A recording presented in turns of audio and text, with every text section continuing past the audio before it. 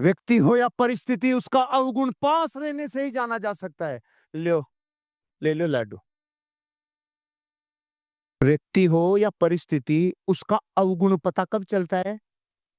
जब वो पास रहता है। तभी तो पूरा जगत की सारी औरतें कहती, शादी से पहले तो आप बहुत गीत गाते थे, चोरी चोरी दिल तेरा चुराएंगे, अपना तुझे हम बनाएंगे। कहाँ गए ये गाने? जिंदगी में कोई कभी आए न रब्बा। अरे ऋतु बदल गई तो फल बदल गई मेरी बेगम, तू नहीं समझ सकती। मेरी परिस्थिति ऐसी नहीं थी, अब मेरी परिस्थिति बदल गई तो मेरे सारे अवगुण प्रकट हो गए। पहले मैं दूर था तो मेरी कमियां तुझे पता नहीं थी, अब मेरी सारी कमियां तुझे पता चल गई। ये आपके हिसाब से बोल के आया हूं मैं सारे वीनस को, आपकी तरफ से। आप सोच रहे हो ये मैं बोल रहा हूं। संसार के समस्त पुरुषों, मैं आपको कह रहा हूं, आप नहीं समझे? समझे? गुड। व्यक्ति हो या परिस्थिति, अवगुण का पता पास से नहीं सकता। आप देख लो 90% लोग आज लड़के जब लड़कियां पसंद करते हैं तो पहले फोटो दे, अरे फोटो दिखाओ, अरे फोटो के चक्कर में रह जाएगा वो।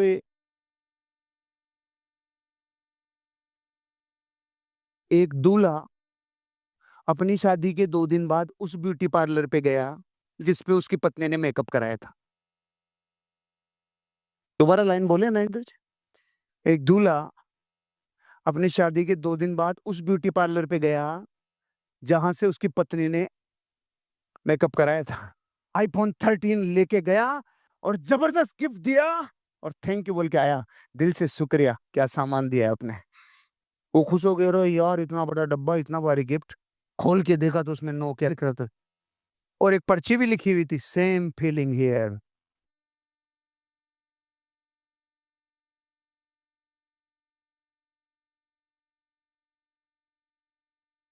मेकअप के चक्कर में मत आना। व्यक्ति हो, हाँ मतलब फोटो, व्यक्ति हो या परिस्थिति, उसका अवगुण पास रहने से जाना जा सकता है। और इससे आगे वाली लाइन में मेरे आंसू आ गए थे भाई। अब तो आ चुके, वो लम्हा जा चुका जब मैंने पढ़ा और सुना इस बात को। अब तो नहीं आएंगे, लेकिन आपके लिए भीगने वाली बात है। और गुण तब पता चलता है जब वो दूर होता है, जब वो दूर चला जाता है, जब वो दूर चली जाती है। ये लाइन ज्यादा करीब है आपके, हैं?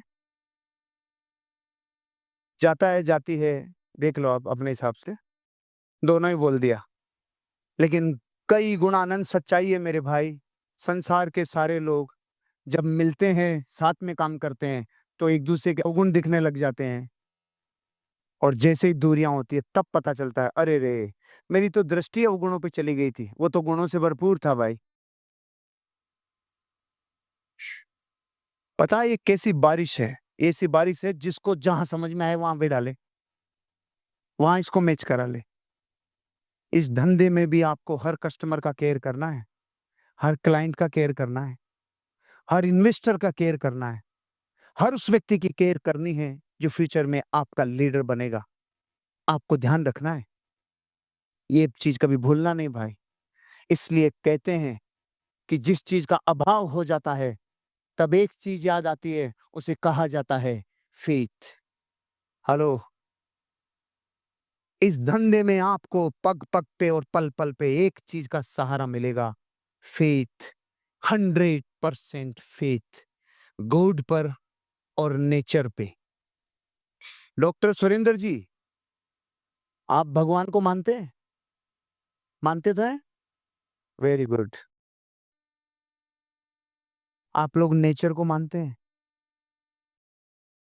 प्रकृति को मानते हैं, भगवान को मानते हैं। और कभी ऐसा लाइन सुना है, कण कण में भगवान है ना? ऐसे बोलो, कुछ बोलो। तो मैं भी यही बोला ना कि आप प्रकृति को मानो चाहे भगवान को मानो, अगर दोनों को ही नहीं माना तो फिर शनि भी आपका कुछ बिगाड़ नहीं पाएगा, क्योंकि बिगाड़ने के लिए सामान चाहिए। नहीं समझे? प्रकृति में न्याय है मेरे भाई, अन्याय नहीं। इसलिए हमेशा इस बात को फॉलो करना कि मैं जिस बिजनेस में हूं, मैं लोगों को बसाता हूं, अरे बस्ती उसे ही कहते हैं जिसे बसाया जाता है, जिसे इस बात पे गर्व होता है ना। इस दुनिया में 2 तरह के लोग हैं, एक जो बस्ती उजाड़ते हैं और एक है जो बस्ती बसाते हैं। जो बसाए उनसे बड़ा पुण्य नहीं है। अब जिसको ये अभिमान हो कि मैं बसाता हूँ बस्ती, उससे नहीं बिकेगा यार, हो ही नहीं सकता। 100% फेथ, जिसके मन में ये हस्ती जिंदा है, इस बात की मस्ती जिंदा है कि मैं बस्ती बसाता हूँ, उससे तो कायनात बिकवाएगी बिकवाएगी, ग्राहक भी देगी, अच्छे लोग भी देगी, रेफरेंस भी देगी और काम भी होगा और आप धमाल भी मचाओगे। मचाओ।